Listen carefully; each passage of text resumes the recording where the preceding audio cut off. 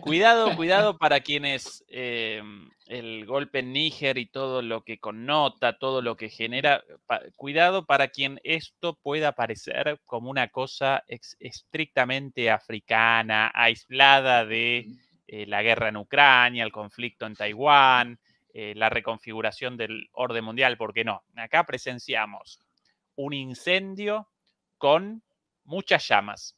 Apareció una nueva. En realidad una llamita ya ahí desde hace algún tiempo, pero ahora avivada, con lo sucedido en Níger.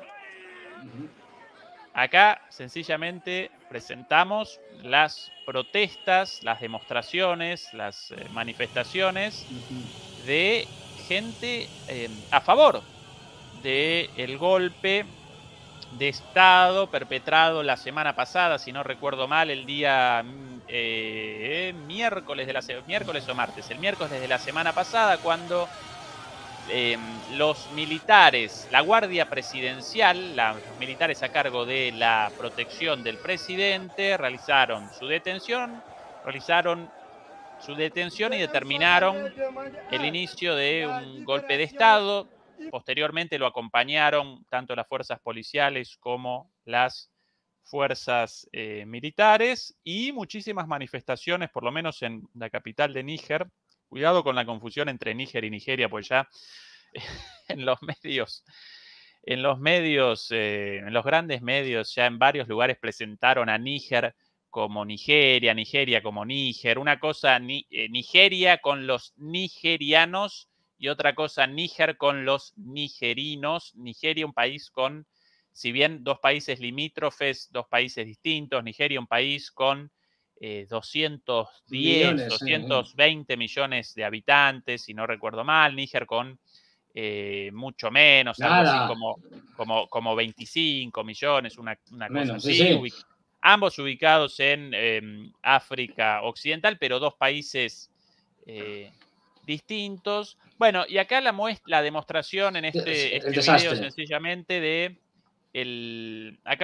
este video con las manifestaciones a favor. Este señor, acá, según la traducción, mi presencia aquí es para manifestar mi rechazo a todo lo inhumano, ilegal e ilegítimo de las sanciones que fueron tomadas por organizaciones bajo el liderazgo de la intervención de los poderes internacionales. Esto en referencia directa a las sanciones promulgadas por la ECOWAS, la Organización para la Cooperación Económica de los países, efectivamente, de África Occidental, no comandada por Francia y compañía, sí. De ahí el lapsus con Europa. Por eso sabemos para quién han estado trabajando para garantizar que Níger fuera suspendida por la declaración de la ECOWAS de la suspensión de Níger de la Organización de Cooperación Económica. Así que bien clarito el mensaje. Algo más ahí. Mucha gente. A Macron directamente los mensajes, un sentimiento antifrancés muy bueno, distintos testimonios de rechazo a Francia y de apoyo al golpe de Estado llevado a cabo por la Guardia Presidencial, ya con el apoyo hoy día del resto de las Fuerzas Armadas y de las Fuerzas Militares. Fernando, ¿querés comenzar vos con una descripción de lo sucedido ahí? Bueno, pues muy rápidamente. Es decir, estamos en un proceso que, como todos los procesos, vienen de largo. O sea, hay que entender varias cosas. Es decir, y aquí tenemos África, por desgracia, ha estado siempre en guerra desde la descolonización. Bueno, en la época de la colonización también, pero eran guerras anticoloniales, es decir, contra los colonialistas. Pero después...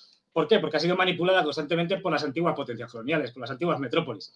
Pero para no remontarnos demasiado, ceñinos que el desastre actual, que ya digo, tiene unos orígenes enormes, no hay más que ver estas líneas rectas que hay por aquí, en todos los lados, que dicen, a ver, esto de fronteras naturales tiene muy poco, con lo cual se han creado estados en los que, por ejemplo, las etnias están partidas y hay una aquí y otra aquí, se han creado todo tipo de desastres inimaginables, porque esto se hacía con tiralíneas, es decir, esto en el Congreso de Viena de 1885 llegaron las potencias coloniales y dijeron, a ver, venga, esto, por aquí, pum, tal, aquí ponemos esto.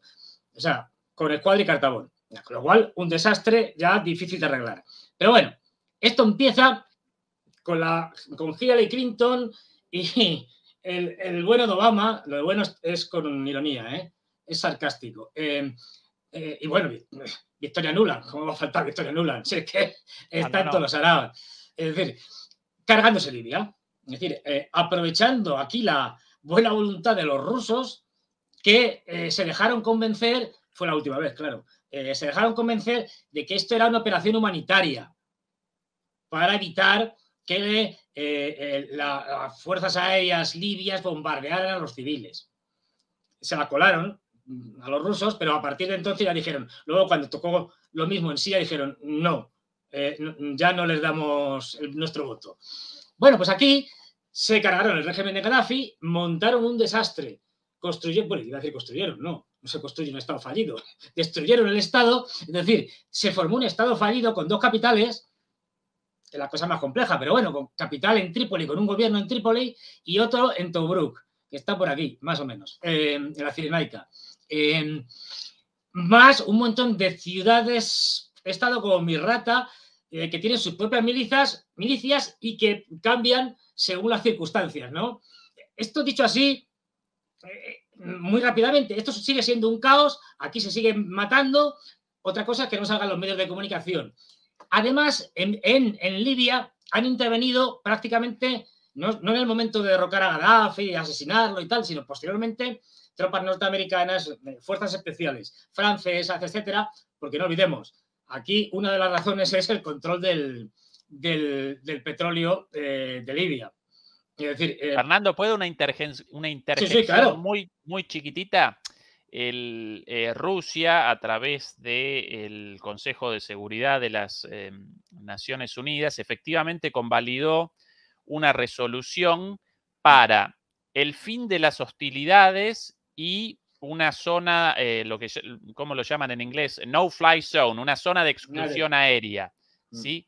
Eso promulgó el Consejo de Seguridad de las Naciones Unidas, con la abstención, no con el apoyo, sino con la abstención, si no recuerdo mal, de Rusia y de China. Y montados a eso, ¿sí? esa representó la excusa para que comenzara Francia con una intervención militar y con bombardeos. ¿Sí? Pero la resolución de las Naciones Unidas no determinaba no, para nada. un llamado a la intervención de Libia. Comenzó Francia, después lo acompañó Estados Unidos y recién después llamaron a la OTAN en su conjunto. Al principio muchos países, Alemania lo rechazaba en su momento. Finalmente la OTAN capitaneó esta intervención macabra con todas las consecuencias de una guerra civil y del patrocinio de los grupos yihadistas extremos. Pero ojo que la intervención ilegal de punta a punta, porque de ningún modo el Consejo de Seguridad convalidó la intervención de manera directa. Como suele ser habitual, los países occidentales o europeos y especialmente Estados Unidos se toman las resoluciones del Consejo de Seguridad como les da la gana. Es decir, haces la interpretación que yo quiero y aprovecho esta para, pues eso, caotizar Libia, intentar controlar, por lo pronto saco del mercado inicialmente una parte importante del petróleo, etcétera, y al mismo tiempo aprovecho para mandar yihadistas y que se caotice más. Hasta el punto de que esto genera una explosión irradiada hacia toda África de yihadistas de todo tipo y condición y de armas. Es decir, todas las armas que tenía el ejército libio se expanden, pero vamos, por todos los lados. Aquí está el gobierno de Tobruk, está luego el general Haftar, en fin, que es un general que apoya más o menos al gobierno de Tobruk y que están en lucha en Trípoli. Ahora mismo no lo estoy siguiendo desde hace tiempo, pero vamos, siguen con luchas, con zonas que están prácticamente, porque esto no olvidemos, aquí está esta zona que es el Sáhara, es decir, el desierto, en la zona libia, en la zona de Argelia, en la zona de Níger, también lo vamos a ver, de Mali. Toda esta zona es una zona muy deshabitada, pero rica en hidrocarburos, etcétera, etcétera. Y en muchas cosas más que veremos. Y aquí podemos hacer una división entre excolonias francesas y excolonias británicas. En el caso de Libia fue excolonia italiana, pero ¿por qué? Porque los franceses han sido especialmente duros. Es verdad que también ahí la Commonwealth de los británicos no es ninguna tontería, pero han sido extremadamente duros en aplicar su sistema neocolonial de explotación. En el caso de Níger, un país pobre, pues te daban los datos, y si mal no recuerdo, eran escalofriantes. Un país en el cual, debido a que tiene mucho uranio, también tiene oro, era clave para las centrales nucleares de Francia y para la generación de electricidad. Con lo cual, el precio en el cual el uranio de Níger se vendía en Francia era a 200, no me acuerdo de la cifra, bueno, 200 y pico francos o alguna cosa de estas, porque bueno, esa es otra. Hay que decir primero que Níger no tiene moneda. Y dices, ¿cómo? Ni Banco Central. ¿Cómo? Pues no, ni moneda ni Banco Central. Lo que tiene es el franco CFA, claro. Es decir, que es una moneda que crearon para sus antiguas colonias los franceses para controlarlas, con lo cual ellos, digamos, que comercian en el franco este. Es decir, con lo cual, claro, esto es estar en manos de los franceses, que controlan y hacen lo que quieren. Bueno, pues el dato que iba a dar era que ese petróleo, perdón, ese uranio que vendían, no me acuerdo si era el kilo, la tonelada, no me acuerdo ahora la medida, pero 200 y pico algo, lo que les pagaban a los nigerinos, no nigerianos, es decir, de Níger, a los nigerinos era $11. Es decir, que si estamos hablando en dólares, por ejemplo, o en francos, CFA, o en lo que sea, los franceses le vendían a las centrales nucleares, a las empresas francesas, a 200 y pico francos CFA o lo que sea, el kilo, la tonelada, lo que fuera. Es decir, de esos, solo 11 los recibían los productores de Níger. Es decir, una absoluta explotación salvaje. Ojo, en un país que teniendo recursos, solo el 20% de los habitantes tiene electricidad. Electricidad. El resto no tiene electricidad. Para que veamos, claro, esto yo entiendo que son países que además nunca se habla de ellos, salvo que acontezca algún desastre de estos monstruosamente grande, es decir, pero que esto viene sucediendo pues desde la descolonización. Quiero decir que otra cosa es que como no... Fernando, respecto al franco CFA, una cosa leí o aprendida últimamente en estos últimos días, esta moneda en realidad es respaldada por el Banco Central de Francia, claro, determina como condición que la mitad, el 50% de las reservas de los bancos centrales de estos países deba aparecer obligatoriamente en el Banco Central de Francia. La mitad de las reservas de los bancos centrales de estos países aparece en Francia, aparece en el Banco Central de Francia. Con lo cual, en el balance de transferencias de estos países hacia Francia y de Occidente hacia estos países en ayuda humanitaria, esta relación presenta un superávit en cuanto a las transferencias del sur hacia el norte con respecto a las del norte hacia el sur, enorme. Ahí en pantalla el mapa con las dos variantes del franco CFA, porque increíblemente los franceses establecieron esta moneda no solamente para África Occidental, para el África del Oeste, sino también para el África Central. En ambos casos lo llaman franco CFA, pero en un caso lo llaman, bueno, lo caracterizan como franco occidental perdón, franco CFA de África Occidental y en el otro caso franco CFA de África Central. Dos monedas distintas, pero con una equivalencia perfecta ligada al franco francés y entonces a su vez al euro, ¿no? El franco francés, si bien desapareció, como desapareció la peseta, desapareció el marco, sí. El marco alemán, no podía recordar la palabra, formalmente todavía presentan una existencia virtual y una tasa de cambio con respecto al euro. Así que en última instancia estos francos CFA, tanto de Occidente como de centro, de África Central, presentan una tasa de cambio fija, idéntica con respecto al euro y la mitad de las reservas de estos países aparecen en Francia, para lo cual deben realizar transferencias permanentemente hacia Francia, muy por encima de la ayuda de Francia y occidental, y además esto determina naturalmente un control total y absoluto de la política económica de estos países a través de, ¿no? Por parte de Francia, a propósito del neocolonialismo. ¿No? Es que es brutal. Es decir, además Francia, que tenía, cada vez tiene menos, pero que tiene bases militares en muchos de estos países, bueno, no tenía ningún problema cuando algún presidente se le iba de las manos en darle un golpe de Estado. Teledirigido, pero sin más problemas. Y, aparte ya de las corrupciones, de todo tipo, y como a ver, desde los diamantes de Bocasa, quiero decir, que recibían los presidentes franceses, acordémonos, en fin, de si me acuerdo ahora de este...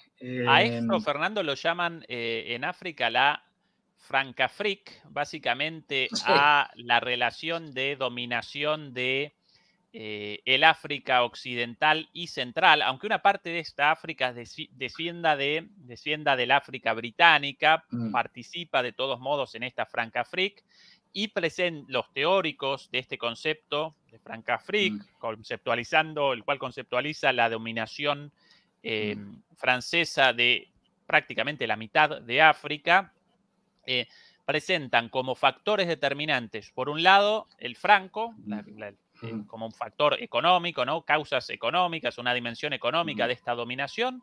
Después, sí, una dimensión política, militar, básicamente las bases militares, no recuerdo cuántos miles de soldados franceses aparecen establecidos aquí. Y en tercer lugar, la cooptación de las élites, ¿sí? El hecho de que las clases dominantes francesas responden a Francia, básicamente, ¿no? Esto el concepto de Francafrique, con el cual conceptualizan esta dominación de toda esta región. Perdón por la interrupción, Fernando. No. La corrupción entre las élites dominantes en muchos de estos países, o todos ellos, con la élite dominante en Francia, lo de Bocasa creo que era con el tema de Jacques Chirac, es decir, no estoy seguro, pero vamos, también Sarkozy salieron temas de corrupciones, es decir, de entrega de todo tipo de sobornos y demás, para conseguir cosas por parte de los políticos de turno en el África francófona y los presidentes, primeros ministros, etcétera, en Francia. Esto es una cosa totalmente sabida. Igual que, por ejemplo, Francia ha utilizado muchas empresas suyas, como Total, y esto es conocido, para, digamos que, como tapaderas, es decir, trabajaban allí en los sitios donde había petróleo y tal, pero como tapaderas para además tener un sistema de espionaje, un sistema de inteligencia sobre el terreno dentro de esas propias empresas que colaboraban directamente con los servicios secretos franceses. Es decir, que es que la dominación era absoluta. Y además, ya digo, ahora mismo, después de todo este desastre, que lo que ha hecho es fortalecer a los yihadistas en toda esta zona del Sáhara, es decir, yihadistas que han venido a través de Libia y se han esparcido por todos los lados, están en Mauritania, están en Mali. En Mali hay una cantidad enorme, en Níger también, en el mismo Chad, es decir, hasta en Nigeria. Por eso cuando hablamos, aquí me adelanto, de una intervención de Nigeria, claro, dices, Nigeria es el país más potente en todos los aspectos de la región. Tiene un ejército de unos 150.000 hombres, si mal no recuerdo. para que nos hagamos una idea, no es ninguna maravilla. Los ejércitos de estos países son mínimos, es decir, muy pequeños, con armas escasas, muy dependientes hasta hace poco del armamento francés, y ya digo, muy tutelados por los franceses. Y en Nigeria, como digo, dices, si son incapaces aquí en la parte noreste, cerca del Chad, y son incapaces de acabar con Boko Haram, y ese es el ejército más potente, o de acabar con las continuas sublevaciones en Biafra, porque claro, estos países creados artificialmente tienen unos problemas entre etnias que se oponen y que no tienen nada que ver entre sí y que las metieron en un país por designio de la potencia colonial de turno, pues tienen unos problemas internos tremendos. Y ya digo, es decir, si Nigeria ni se puede controlar a Boko Haram, imagínate una intervención, como se estaban diciendo, que se iba a producir hoy o mañana, no se va a producir. De hecho, el Senado le ha dicho al presidente que no, que ni se le ocurra, el Senado de Nigeria, que no, que mejor sanciones económicas y tal, y otras cosas, pero que no haga esto porque iba a ser un desastre. Es decir, lo que se está pensando ahora, bueno, lo que han hecho el nuevo gobierno de Nigeria, por cierto, en este tipo de cosas, cuando vienen aquí con los occidentales, con la tontería de la democracia, mire usted, hay un argumento que es implacable. No hay democracia posible, se entienda lo que se entienda por eso, si no se come. Es decir, si tu primer objetivo es qué voy a hacer para comer hoy, no existe la democracia, es imposible, cero, da igual. Es decir, es una mentira, es un fraude. Es decir, o sea, que no me vayan contando el presidente elegido, bueno, el presidente elegido por los franceses. Es decir, ¿pero qué vas a hacer si son lugares en los que ni siquiera se pueden hacer censos reales? Es decir, porque Fernando, no hay capacidad.